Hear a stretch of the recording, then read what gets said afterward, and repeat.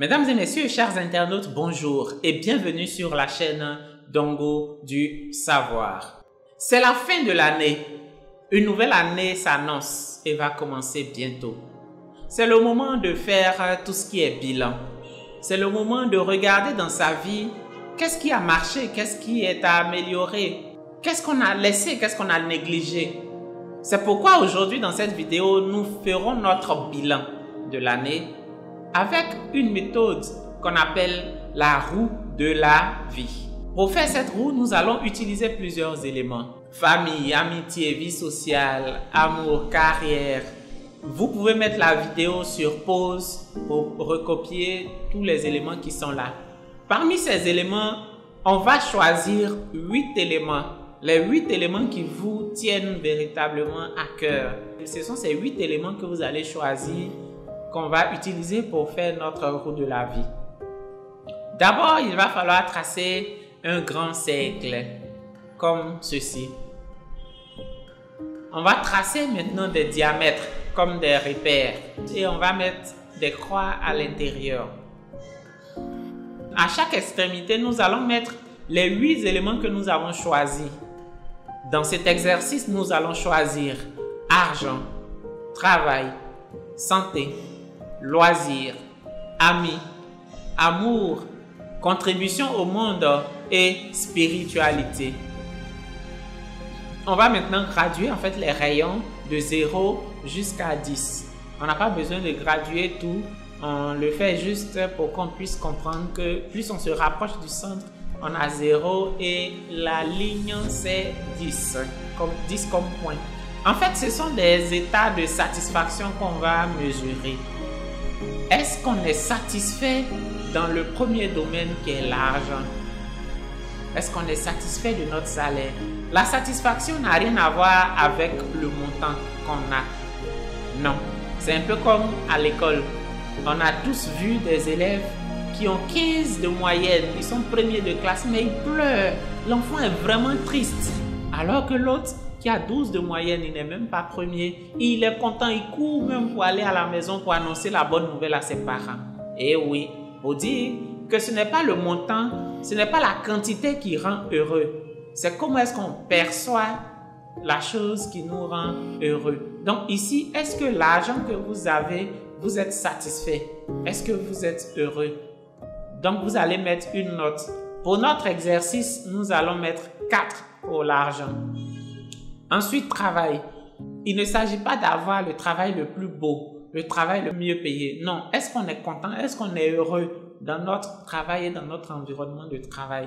Est-ce qu'on est à l'aise avec tout le monde? Est-ce qu'on aime le travail qu'on est en train de faire? Ici, pour notre exercice, on va donner la note de 5 pour travail. Santé. Est-ce qu'on jouit d'une bonne santé? Est-ce qu'on tombe malade régulièrement? Est-ce qu'on est beaucoup en bonne santé? On va donner la note de 6 parce qu'on est en bonne santé, donc on a dépassé la moyenne. Comme loisir, est-ce qu'on s'amuse comme il faut? Parce que oui, il faut travailler, mais aussi il faut se divertir, car tout cela contribue à l'équilibre de notre vie. Ici, on va supposer qu'on se divertit beaucoup, beaucoup même. Donc, on va donner la note de 8.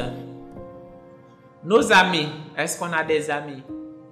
Vous savez, on ne vit pas seul, on ne grandit pas seul, on ne fait rien seul.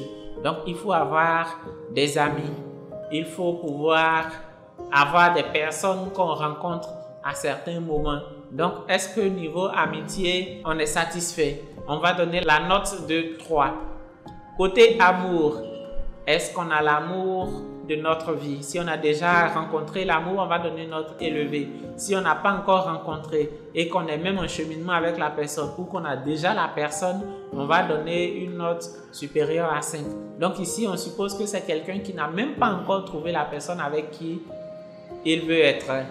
On va donner donc la note de 2 pour amour. Contribution au monde.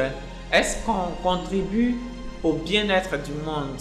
Est-ce qu'il y a des choses qu'on fait? Est-ce qu'on milite dans des organisations à but non lucratif? Est-ce qu'on travaille gratuitement pour aider l'humanité? On va donner la note de 4. Spiritualité. Est-ce qu'on est beaucoup lié avec notre divinité? Si oui, on va donner une note élevée. Si non, on va donner une note faible. Donc ici, pour notre exemple, on va donner la note de 9 à spiritualité. Lorsqu'on a fini de donner la note, on va relier tous les points qu'on a eu à mettre dans chaque domaine. L'objectif, c'est de tendre vers un cercle. Une vie qui est équilibrée tend vers un cercle. Mais pour l'exemple qu'on a mis là, est-ce que si c'était un vélo et qu'on vous donnait une roue comme ce que nous voyons sur le papier, est-ce qu'on allait être content? Est-ce qu'on allait pouvoir aller loin? Non, on n'allait pas aller loin. Ce qui veut dire qu'il y a des choses à améliorer, il y a des choses à voir. Il y a des bonnes notes, c'est vrai. Donc ça veut dire que dans certains domaines de notre vie, nous sommes équilibrés, nous sommes satisfaits. Mais dans d'autres domaines, nous ne sommes pas satisfaits. Ce qui veut dire qu'on doit se concentrer sur là où nous ne sommes pas satisfaits pour pouvoir faire remonter notre niveau de satisfaction. Là, par exemple, dans notre exercice, on voit que dans amour, les choses sont faibles. On voit que dans amitié, les choses également sont faibles. Donc, il va falloir relever le niveau de amour. Donc, il faut faire attention pour pouvoir trouver notre âme sœur.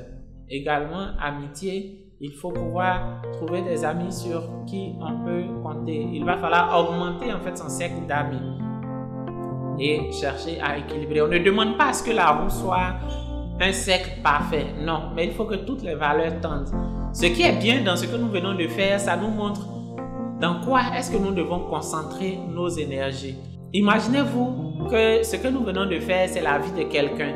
Mais comme il n'a pas évalué son niveau de satisfaction, il s'est dit qu'il faut qu'il augmente son engagement en termes de spiritualité. Mais non, en termes de spiritualité, il est déjà content, il est déjà satisfait. Il faut maintenir le niveau, mais maintenant chercher à augmenter dans les autres domaines pour qu'il puisse avoir une vie équilibrée. Mesdames et messieurs, voici comment est-ce qu'on fait un bilan en utilisant la roue de la vie.